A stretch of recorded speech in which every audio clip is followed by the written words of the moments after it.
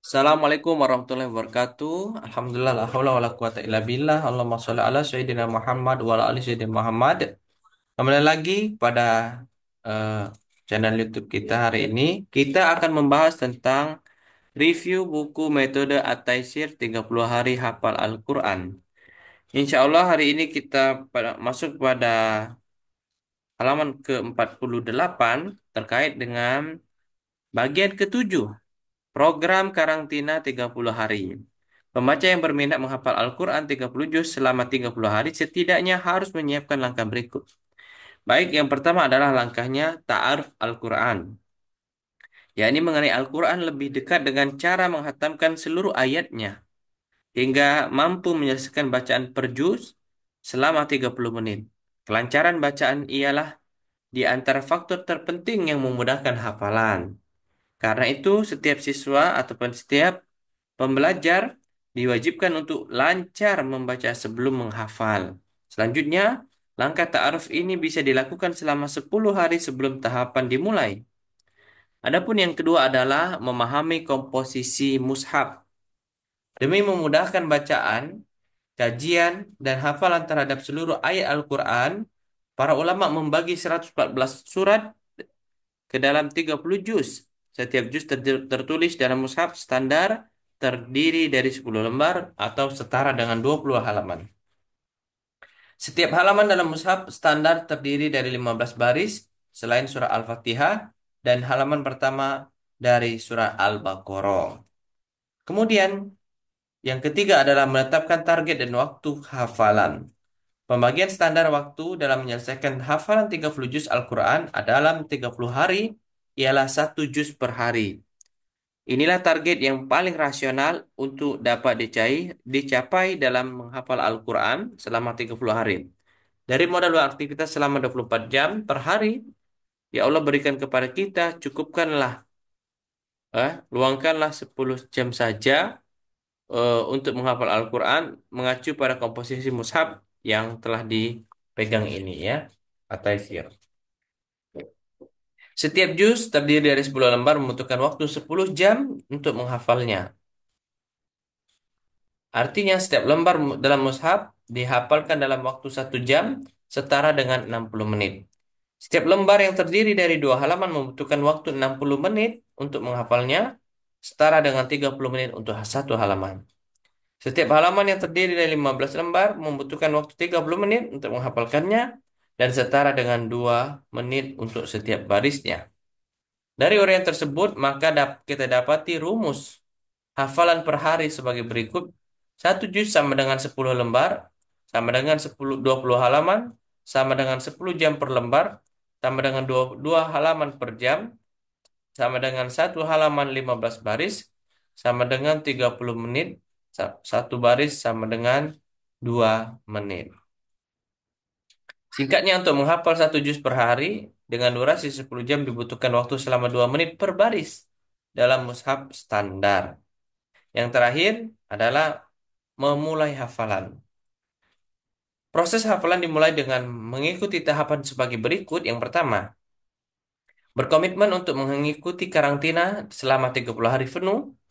Yang kedua, memastikan seluruh perangkat menghafal telah tersedia, khususnya mushaf dan buku murojaah. 3, tidak menggunakan handphone atau gadget lainnya selama proses karantina berlangsung. 4, memiliki semangat, keyakinan, dan keikhlasan dalam menghafal Al-Quran. 5, berkomitmen terhadap aturan yang telah dibuat. 6, mengikuti jadwal kegiatan hafalan yang telah ditetapkan dengan penuh disiplin dan rasa tanggung jawab. 7, memastikan terpenuhinya akomodasi harian, makanan, ya, laundry pakaian dan semisalnya. Dan dengan terpenuhi seluruh tahapan-tahapan di atas, maka kita dapat memulai proses hafalan dengan mengikuti jadwal sebagai berikut. Sejak pukul 5 sampai 6, aktivitasnya adalah memulai hafalan. Pukul 6 sampai 7, sholat suruh, murojaah, berdoa, mandi, dan makan. 7 sampai 8, memulai hafalan kedua. 8 sampai 9:30, rehat dan murojaah. 9:30 sampai 10:30, memulai hafalan ketiga. 10:30 sampai 11, rehat murojaah. 11 sampai 12, memulai hafalan keempat. 12 sampai 13, sholat isoma dan tidur siang. Kemudian 13 14 mulai hafalan.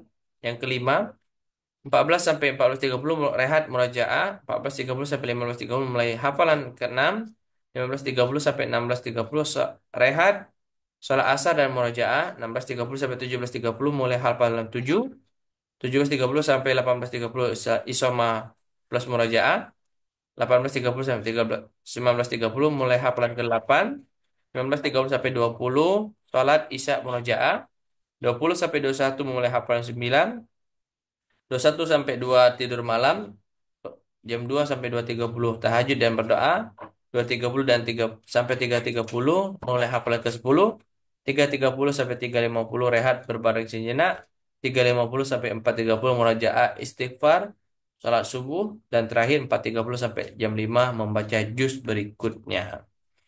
Disarankan dalam mempraktikkan jadwal di atas hendaknya dikerjakan secara bersamaan atau didampingi oleh seorang guru atau trainer untuk memudahkan proses murojaah. Terkadang para penghafal dapat menyelesaikan hafalan lebih cepat daripada target yang dicapai, bergantung pada kesungguhan dalam proses hafalan. Yang selanjutnya menguji kelancaran.